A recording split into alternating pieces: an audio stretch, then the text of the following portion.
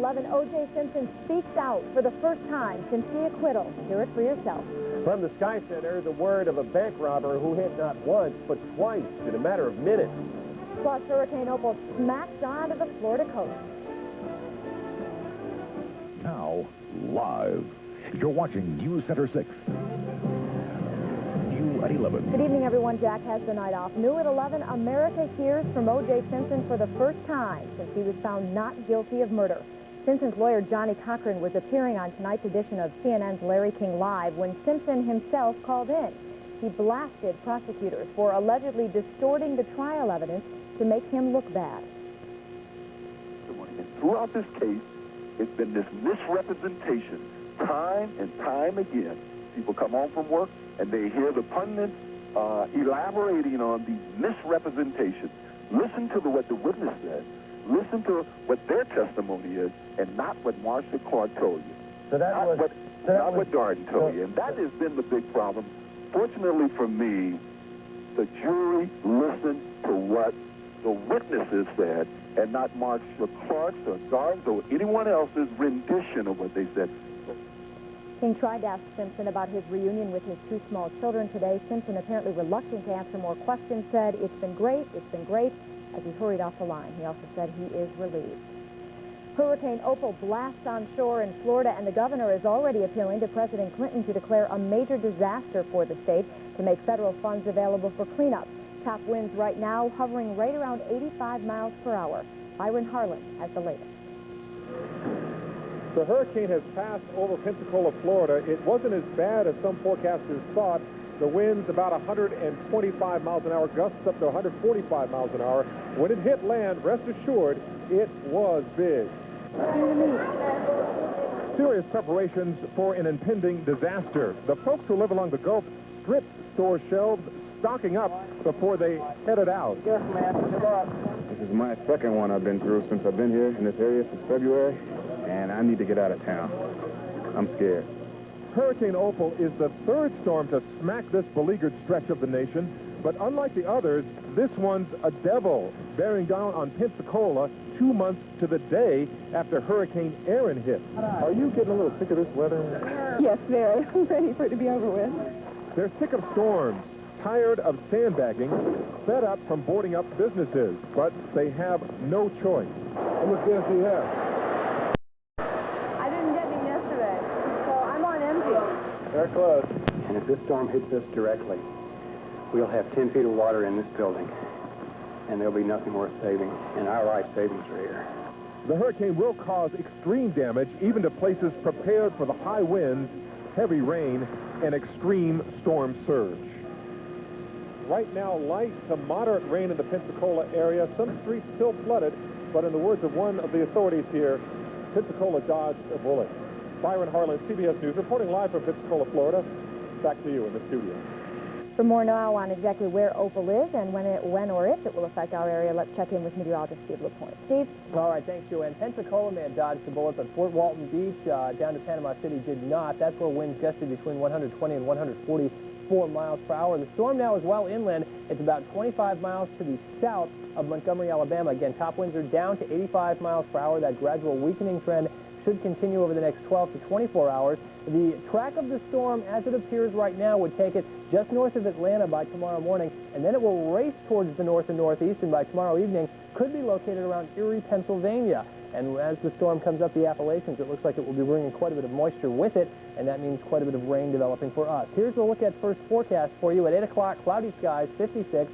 Still cloudy at noon, but some rain may be developing south of the Capital District, 62. And I think most of the area will see rain and increasing wind by 5 o'clock with temperatures close to 65 degrees. JoAnne? Thanks, Steve. It is the first time the Pope has traveled to New York in 16 years. And with the first night of his trip over, the faithful appear to have declared it a huge success thus far.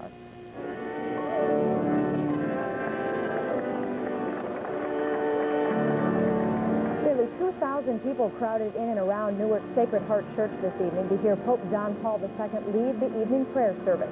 He touched the hands of many and set aside a moment to thank those who have given their lives to the priesthood. Among the crowd, President Clinton and the First Lady. The Pope met one-on-one with them earlier in the day. Tomorrow, the Pope heads to the United Nations to renew his call for an end to war. Now, hundreds of people from our area will be in New York this weekend to take part in the Mass celebrated by the Pope. And starting tomorrow, be sure to watch News Center 6 for Liz Bishop and a series of special reports on the papal trip live from New York City.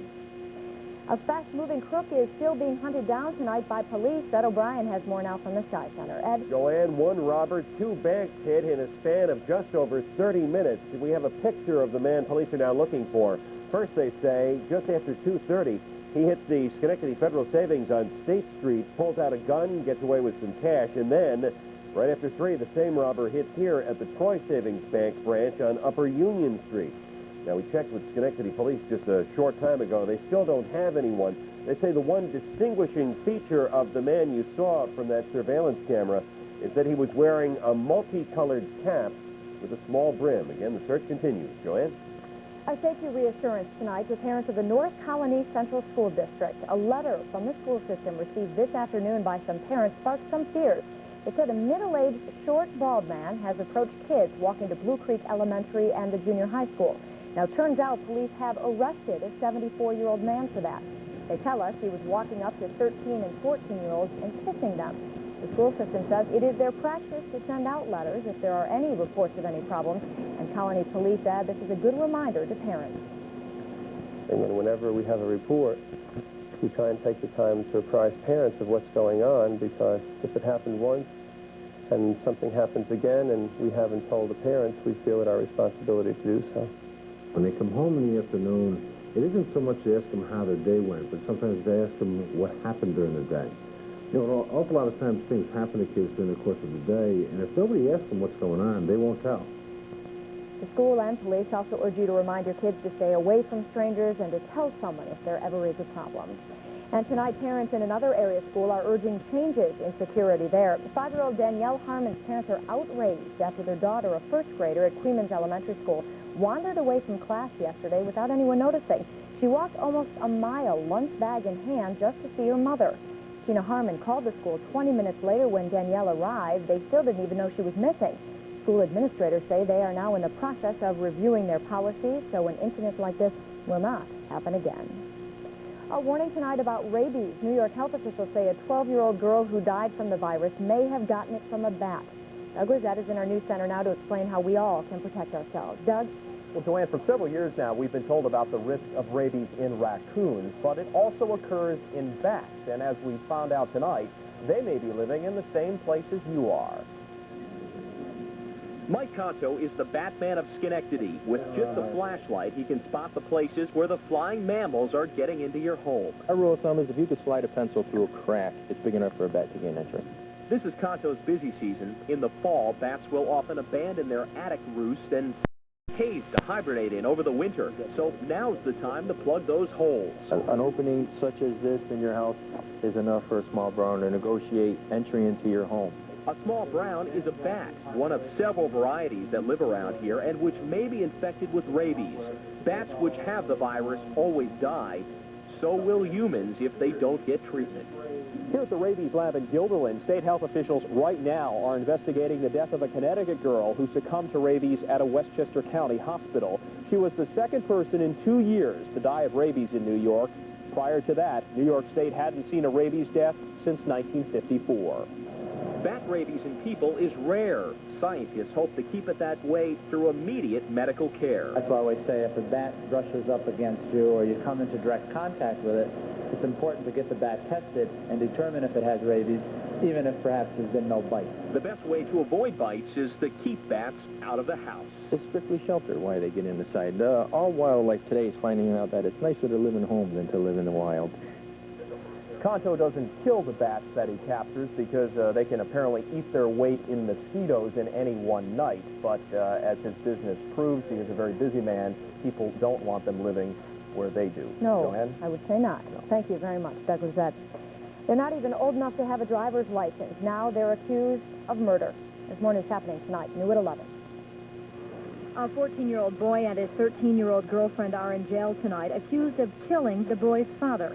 Thomas F. was shot dead yesterday in his St. Louis, Missouri home after getting into a fight with his son. Then the young man stole his father's truck, picked up his girlfriend, and the two were on the run. They were picked up just before midnight in Oklahoma. A half-dozen high schoolers are overcome when pepper gas is sprayed during a bus brawl. And Indianapolis police are now afraid the self-defense spray is the hottest new weapon among school kids. Last week, more than 24 kids were sent to the hospital after a similar incident, and last month an entire school was evacuated because of the gas. In Italy, the fights aren't on the bus, they're in the halls of government. This brawl broke out in the Italian parliament. Witnesses say the scuffle was over election results. Several lawmakers received minor injuries. This expressway under construction near the Taiwanese capital of Taipei caved in, leaving a crater 30 yards deep and 40 yards wide. Fire vehicles fell into the pit, but just one taxi driver suffered chest injuries. The cause of the cave-in is yet to be determined. A Seattle family is breathing a sigh of relief tonight after experiencing a brush with death. Their schooner, the Unicorn, collided with a tanker carrying antifreeze. There were no injuries and no spill as a result of the accident. The schooner, however, did suffer some minor damage. The cause of the accident is under investigation. Just call it scrambled. A collision between an Amtrak passenger train and a tractor-trailer full of eggs made one heck of a mess today in Raleigh, North Carolina. Police say the truck driver was apparently trying to beat the train bound for New York. His truck was split in half, but he wasn't hurt, and only one train passenger suffered minor injuries. What a mess. Still to come tonight, it's a battle over bones. Two Indian tribes clashed on what to do with skeletons discovered in Waterford. Plus, a simple shot in the arm could reduce your sick days by a third. Also, we'll be checking in on the news wires, find out what else is happening tonight, JoAnne, watching some more developments in the Simpson case. So stay with us. Still much more to come tonight. New at 11. See it tonight, use it tomorrow. More news next with Jack Arneke and JoAnne Purtan. Only on News Center 6, new at 11.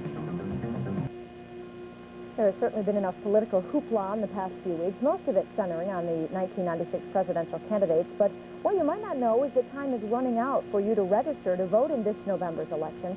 The deadline is October 13th if you're mailing for your registration. Now, that is a week from Friday. If you need the forms, it's as simple as making a phone call. Just call your local county board of elections. You can find the number in the blue pages or call 1-800-4VOTE.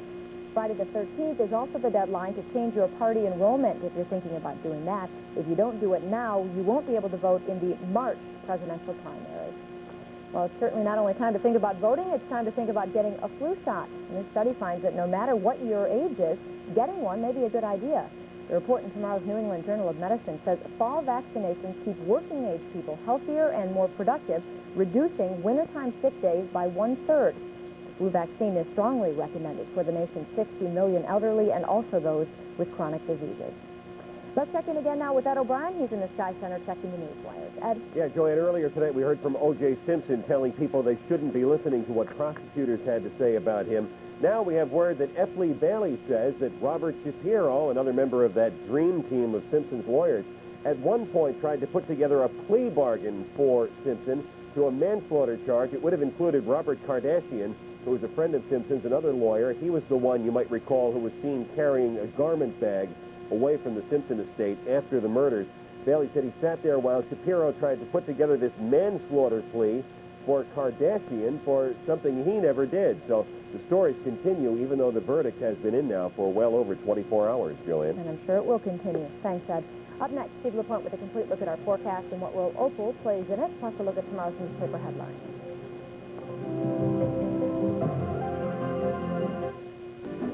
There's news happening now in your neighborhood. See it next from the Sky Center, only on News Center 6, new at 11. News Center 6 weather is sponsored by the Tire and Brake Distributor. Steve LaPointe. Accurate forecast just ahead, only on News Center 6, new at 11. Good evening, everybody. It's been quite a day weather-wise, at least for parts of the country. And once again, the U.S. satellite picture fairly dramatic tonight. We, of course, have Hurricane Opal, which continues to turn towards the north-northeast, now located about 25 miles south of Montgomery, Alabama. Top winds are down because the storm is inland, 85 miles per hour, but really gave a blow to parts of the Florida Panhandle earlier today with peak wind gusts near Fort Walton Beach to 144 miles per hour. Now, we have another system which is plowing into the midsection of the country, and watch as the loop goes into motion. This system seems to be affecting Opal right there. The system seems to take more of a northward track. That could mean this will be tracking up a little bit further west than folks are expecting right now, perhaps putting it in Indiana by tomorrow evening, although the Hurricane Center is tracking it to near Erie, Pennsylvania. regardless of where it goes, whether it ends up near Erie or Indianapolis, it's still going to be bringing with it quite a bit of tropical moisture, and you can see that there's just a lot of moisture here in the form of clouds, and we do have slightly drier air coming in at the surface, and even if Opal goes quite far to the west, we're still going to be seeing a lot of this tropical moisture forced up and over this front, and that will mean rain developing for us, I think, coming up by tomorrow afternoon, and some of it still looks like it could be quite heavy, especially into tomorrow night. This is the radar right now. We are essentially dry over the area. A few showers, maybe some drizzle, which will continue to develop off to our south, especially over the Catskills, and then we have the ball of moisture off to the south, which will continue working towards the north. To put it in a nutshell for you, you will need an umbrella, especially by later tomorrow. Back with the details of the forecast next.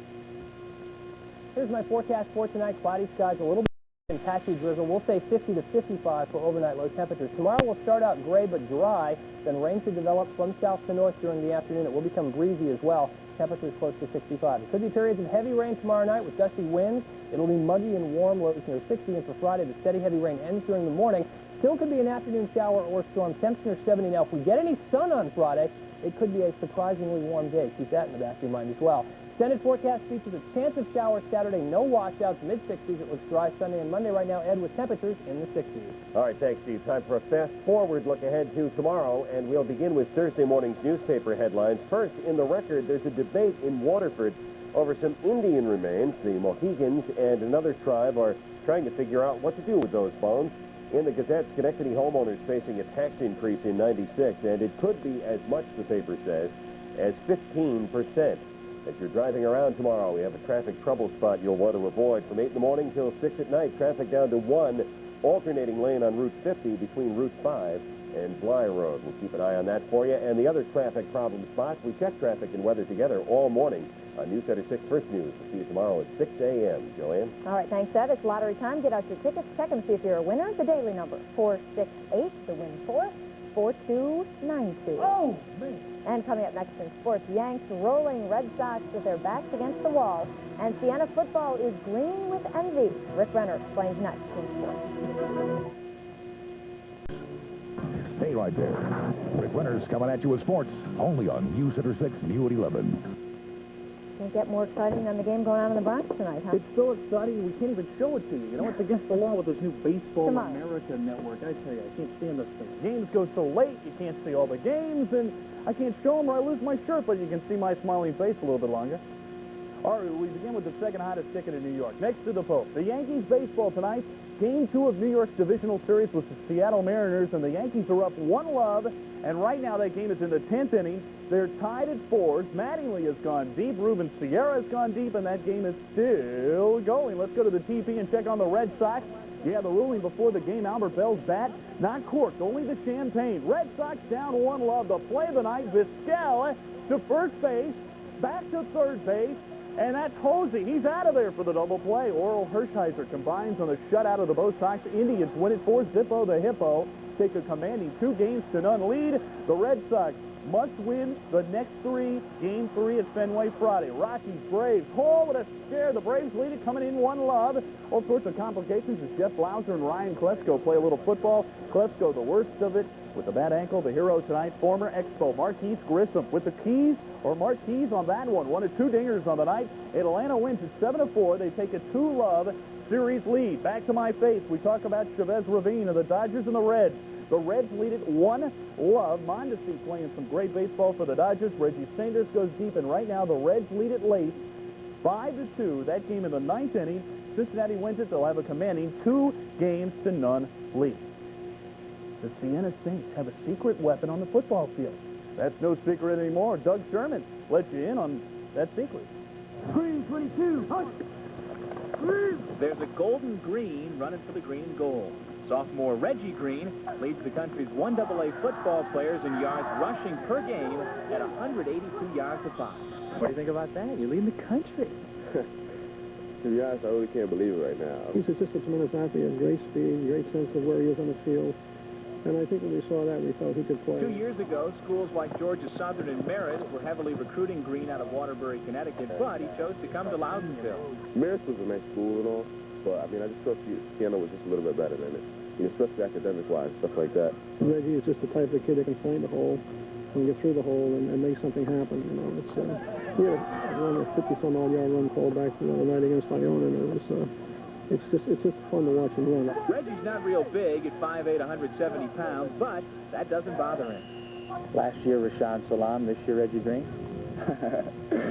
Oh, maybe. We'll see. Maybe not. Maybe. Who knows? Who knows? If we can win these next 6 games, then, you know, the NCAA considers me a Heisman candidate, maybe. In Loudonville, Doug Sherman, News Center 6 Sports.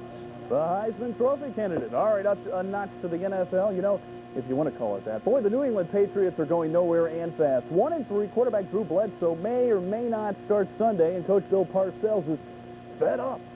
Well, no, I'm exasperated because I don't like watching. Excuse me. You know what I mean? I really don't. And you guys don't either. You know? And you don't like covering a team that's playing like ours, and I don't like coaching one. So, you know, I'm going to try to do what I can to get it going. Scuba to Boston hoop. The Celtics signed first-rounder Eric Williams out of Providence. Williams will wear A.C. Earl's number 55. In Chicago, Dennis Rodman showed up, and thanks to a trade, he's a Chicago Bull by hair only. Spurs gave up the hair for one. Now they just have to rework a deal, and he'll have Bulls all over his pocket. On the ice now, your Calder Cup champion Rat Pack is back. Saturday night, they'll raise the banner to the rafters at the Nick. One member of the Calder Cup champions, Reed Simpson, will not be a part of the celebration. He's earned his way to the Stanley Cup champion New Jersey Devils the hard way, fighting. Well, there's never a shortage of types of players that can go out there and hit and bang and that can put the puck in the net when they get the chance, and that's the kind of player I feel I am, and that's the kind of role I'll try to serve with this team if I can. In Motown, the Papa Adirondack Red Wings are in the news. Goalie Mike Vernon handed out freshly hand-wrapped Cubans today. The proud Papa. Now, if only a few cigars can help him plug up the goal. Your husband does that on the golf course. Oh, yeah, he likes those. Yeah. Yes, he does. I don't like them, though. So. I know. Big trend with women, not big ones. Thank you. When we come back, we'll get the latest from Matt O'Brien in the Sky Center. Plus, Mike Gallagher on the balance between standing up for what you believe in and getting killed for it. Don't go away. Dave's next. Right after News Center 6, new at 11. For a good cause or just craziness? Tonight, Mike Gallagher tackles the topic of a California man who tried to advance the plight of the homeless with a stunt that cost him his life. There's something twisted and illogical about a stunt person or a daredevil who risks his or her life for a stupid political or social cause. This past Sunday afternoon, a 39-year-old man named Robert Overacker tried to go over Niagara Falls on a jet ski. Friends and family say he was trying to draw attention to the plight of the homeless. In his battle with Niagara Falls, well, let's just say the falls won. He had some sort of a cockamamie parachute thing on his back that didn't work, and he plunged 180 feet to his death. Now, I'm sorry for anyone who dies in any sort of an accident, and I certainly feel badly for his family, but that was no accident, and people shouldn't be using politically correct causes to put themselves in harm's way. An accident is not somebody driving over Niagara Falls on a jet ski. An accident is someone getting rear-ended on the thruway.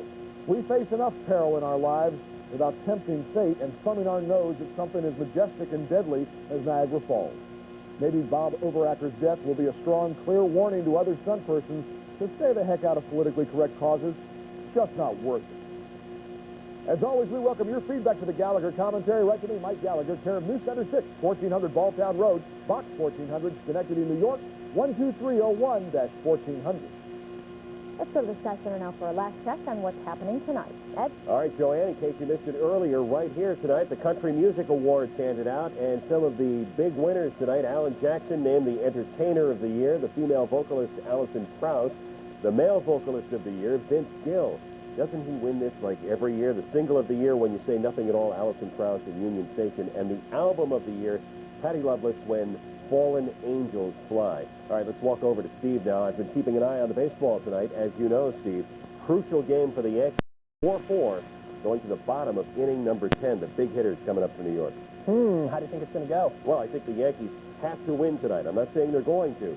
They have to win going out to Seattle. They have to be up 2-0, or I think they're in trouble. Well, we'll just have to wait and see, I guess. Absolutely. However, we won't have to wait and see about the weather, because I know all as far as the weather is concerned, at least in the short term. And we are looking at generally a cloudy night tonight. There will be some patchy areas of fog and drizzle, maybe some light showers developing on the eastern slopes of the Catskills. The cloudy skies at 8:56. Still cloudy at noon 62, but I think as what's left of Opal starts moving northward, it's going to bring a lot of tropical moisture our way. We will see rain developing from the south later tomorrow, continuing tomorrow night, and it could be a heavy rainmaker for us. All right. You think they have to win? Yeah. Yeah. No, they're over. Even if they lose it. Still a chance. Still early. All right. Way up there. Thin air up there. Remember, if you see a news story, give us a quick call, 346-TIPS, the number 346-8477 on a star phone, star 6. And that's it for New at 11 for tonight. Thanks for joining us, everyone. Late Show with Letterman is next. Enjoy that. We'll see you again tomorrow.